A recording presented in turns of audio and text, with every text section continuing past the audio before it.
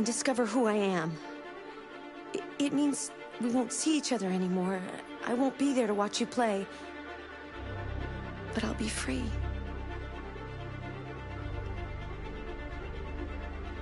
Do you agree to let me go?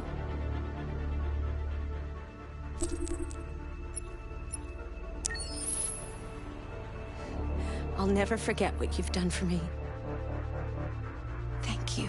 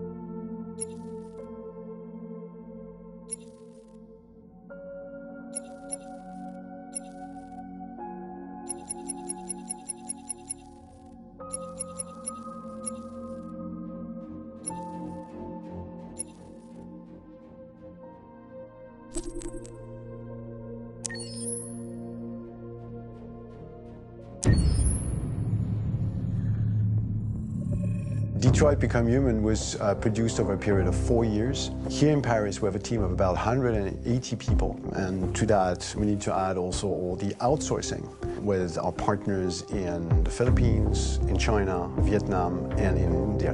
So when we started working on this story, I had to imagine where Kara was built.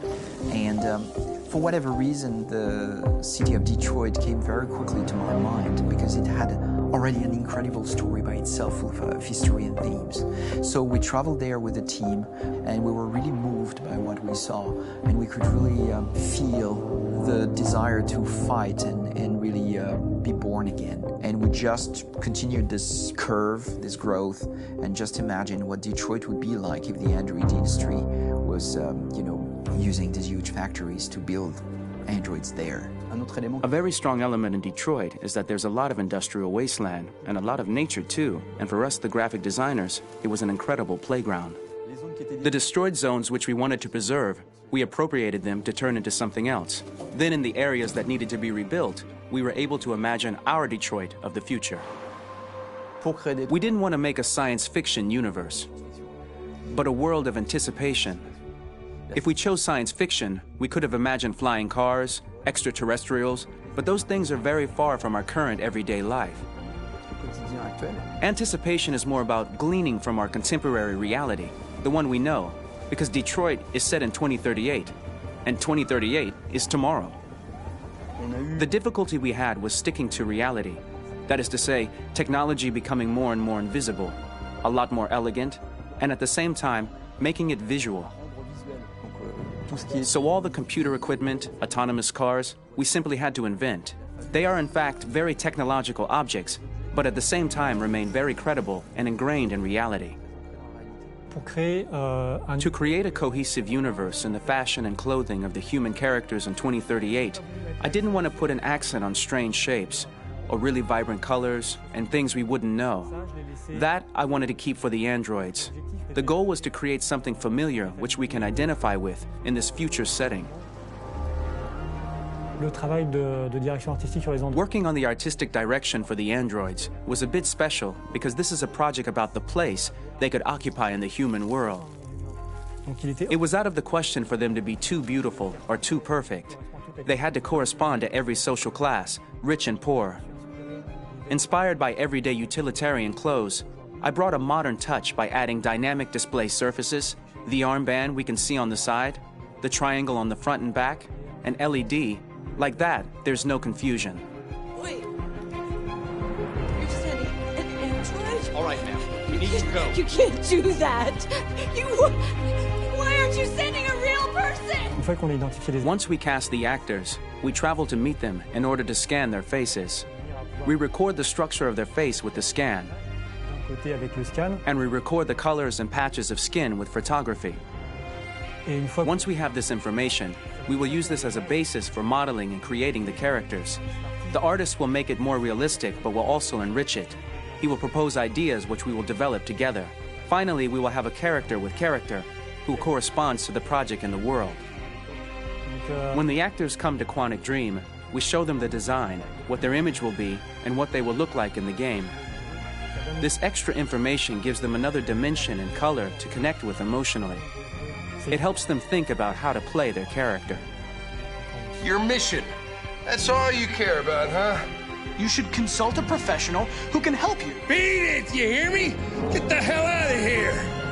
So there are 3 types of shoots at Quantic Dream.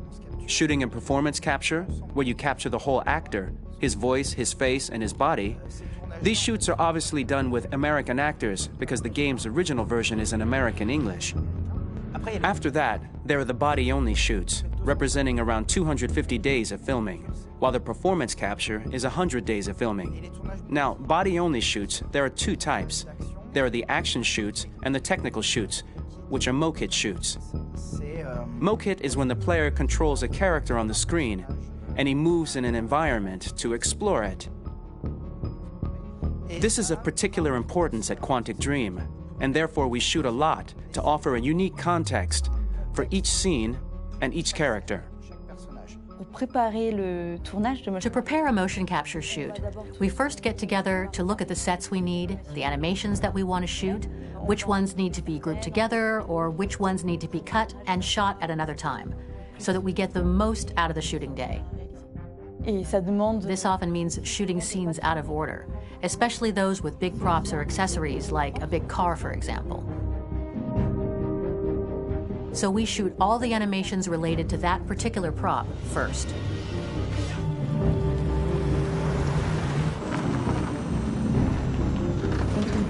The biggest challenge for the mocap team was shooting a Spider-Man mo-kit. We had to build a wall and attach an actor to a harness with cables so we could pull him up and render him climbing. The shooting on this game total took about, I would say, more than a year, maybe 1 and 2 years, with about 300 actors on set. So I would say it's quite a massive production. But so much happened on this set between the stunts and the shootings with a little girl and all these great actors that we had. It was really a very, very memorable journey for the team and for myself. Today, Detroit has over 37,000 animations. When we retrieve the motion capture data, it's just a cloud of points, which represent all the markers worn by the actors. From this cloud of points, we have a phase called retargeting, which gives us a skeleton. This skeleton will be applied to the characters of the game. There is still work to be done, but this gives us the main movements. Since we are working on something very realistic, we must recognize the actor and also recover all the emotion he expresses in his performance. We use a system of facts, an identity card for each actor. We make the actor do a whole range of facial expressions. Then we recover all the expressions and paste the animations on a puppet that Jan has prepared. I then recover and refine these poses. I might stretch the lip, reinflate a cheek, tiny details that make the finished product really capture the actor. Because of the nature of our mocap system today, when we receive the animations, we're missing eye movements, and so the character has that dead look.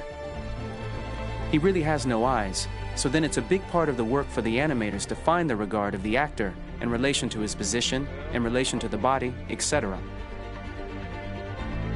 It was crazy when I saw the newest model for Kara, because they've been working on it and working on it, and this was the first time I literally jumped in my seat. It not only looked so much like me, it was the fact that it looked so lifelike.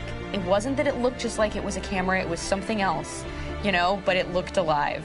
It's exciting, and it's kind of terrifying. game after game, we learned the rules of optics and filming, and our goal with Detroit Become Human was to have cameras that would actually emulate the optics of a real physical camera.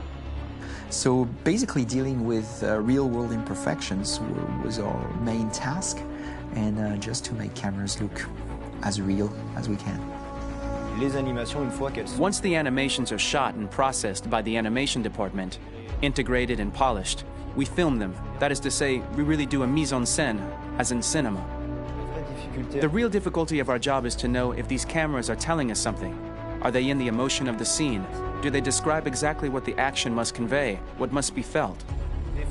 The most important challenge for me was one of the final scenes where Marcus decides to start the revolution and go to the battlefield. Very quickly, we imagined this to be a huge sequence shot. We wanted the feeling of a cameraman running behind us while showing Marcus, the androids who help him, the person shooting at us, etc. Above all, it was necessary to say to oneself, this scene is very violent but does not glorify war. On the contrary, that war is something improbable and absurd. It was really a fun challenge. The idea was to say we have 3 characters. We would like each of them to have a specific cinematography. We wanted Kara to be much more filmed with some kind of handheld camera, to have something very living, very breathing. For Connor, we wanted something very cold and very perfect. And for Marcus, we wanted something epic and spectacular. So it was about the filming, but it was also about the photography. So we worked with a director of photography to give each character a different lighting, different key colors. Each of them would have their own worlds. And finally, we worked with the composers, so they would create a specific sound for each character, so each would have his own world and his own style.